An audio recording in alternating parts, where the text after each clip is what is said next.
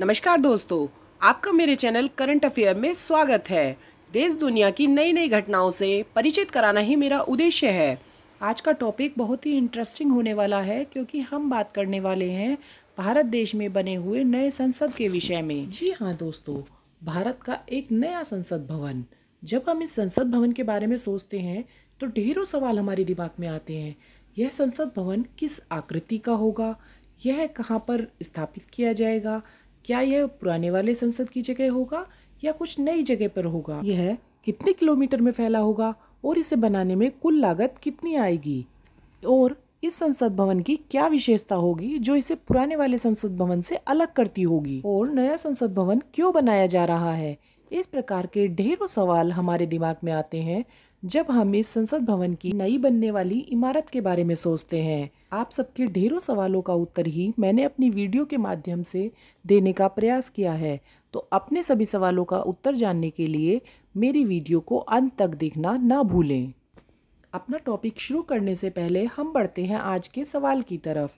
हमारा आज का सवाल है, गूगल ने हाल ही में हुई अपनी एक सेमिनार में गूगल मैप में कौन से नए फीचर को जोड़ने की बात कही है? जिसको इस सवाल का उत्तर पता है वह अपना उत्तर मुझे कमेंट बॉक्स में लिख सकता है, और जिसे इस उत्तर की जानकारी नहीं है वो हमारी वीडियो के अंत का इंतजार कर सकता है। तो फिर शुरू करते हैं आज का टॉपिक। जी हाँ, भारत में बनने वाला नया संसद, जो कि सेंट्रल विस्टा पुनर्विकास परियोजना का एक हिस्सा है। इस परियोजना का उद्देश्य सरकार और जनता के लिए आधुनिक और स्थायी बुनियादी ढांचे के साथ नई दिल्ली के दिल को बदलना है। यह संसद भवन एक त्रिकोणीय संरचना है जो 65,000 वर्ग मीटर में फैली हुई है। अब बात करते हैं यह संसद भवन स्थापित कहाँ होगा।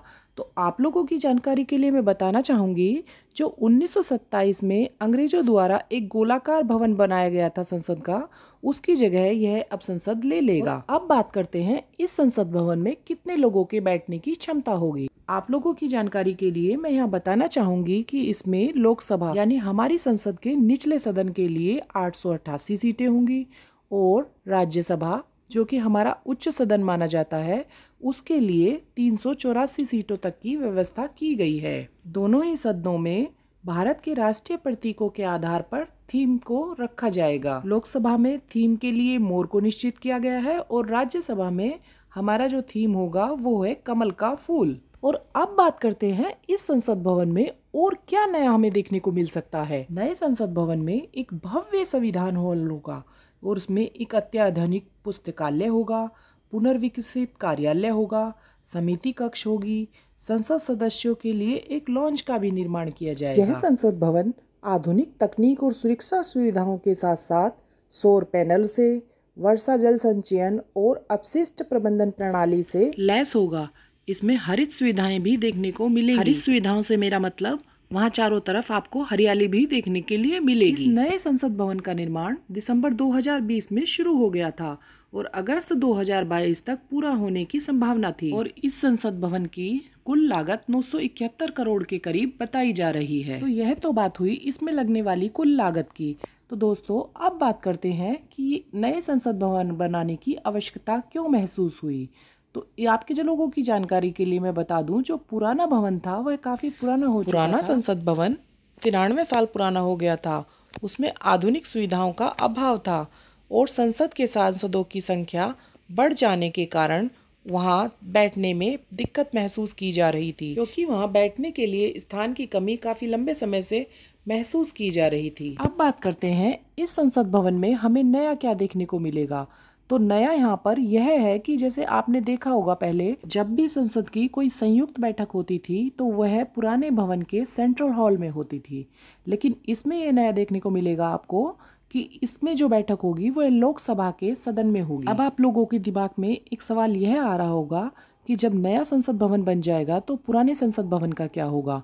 तो आप लोगों की जानकारी के लिए मैं यहाँ बताना चाहूंगी कि पुराने संसद को एक सरकारी विरासत के रूप में सुरक्षित रखा जाएगा। उसे भारत के स्वतंत्रता संग्राम और संवैधानिक इतिहास को प्रदर्शित करने वाले एक संग्रहालय के रूप में बदल दिया जाएगा। और अब बात करते हैं नए संसद भवन की इमारत के बारे में। नए संसद भवन की जो इमारत है वह भारत की समृद्ध संस्कृति विरासत को और लोकतांत्रिक मूल्यों को दर्शाने के लिए डिजाइन किया गया है। यह संसद भवन पुराने संसद भवन की कायाकल्प भी करेगा और उसका संरक्षण भी करेगा। इस भवन का उद्घाटन हमारे माननीय प्रधानमंत्री श्री नरेंद्र मोदी जी द्वारा 28 मई को किया जाएगा। हमारा यह संसद भवन निश्चित समय पर पूरा हो गया है।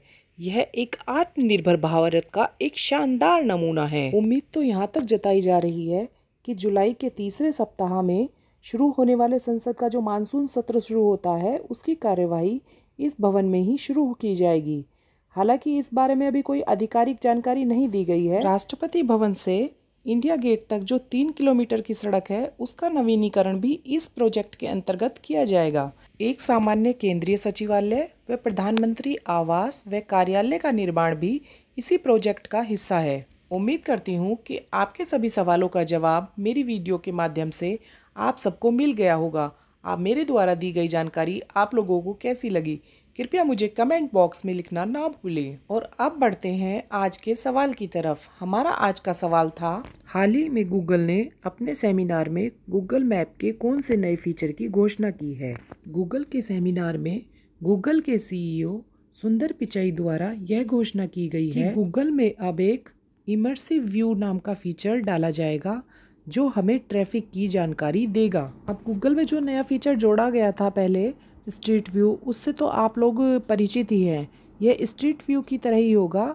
इस पे आपको वहाँ के ट्रैफिक के बारे में जानकारी मिल जाएगी और आपको यह पता चल जाएगा कि जिस जगह आप जाना चाहते हैं वहाँ ट्रैफिक कितना होगा, वहाँ की हवा की गुणवत्ता कैसी होगी, उसके आसपास का व्यू कैसा होगा। अब गूगल से मैप के साथ साथ हमें यह भी जानकारियाँ मिल जाएगी और यह सब इसलिए संभव हो पा रहा है कि गूगल ने पहले ही स्ट्रीट व्यू के लिए सब जगह के फ़ोटो ले लिए हैं।